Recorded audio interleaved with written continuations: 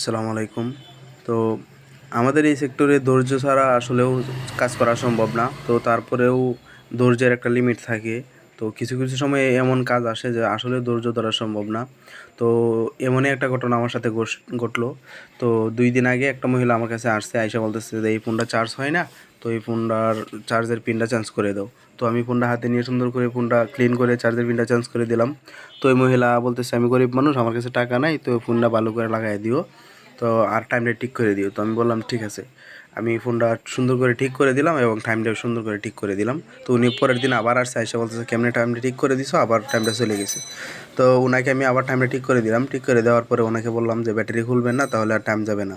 তো উনি আজকে আবার আসছে, আইসা বলতেছে, "কেমনে ঠিক করে দিলে টাইমটা? আজকে আবার চলে গেছে।" তো ভাই, একটা মানুষরে বিরক্ত করলে কতবার করা যাবে? আমাদেরও তো কাজ আছে। হয়তো কাজের জন্য অনেক সময় একটা কথাও বলতে পারি না। তারপরে মহিলা মানুষ, সবসময় আইসা একটা কথা বললে ভালো লাগে না। তো ওই মহিলাকে আমি বললাম যে, "আমার পক্ষে আর সম্ভব না। আপনি অন্য জায়গায় দেখান।"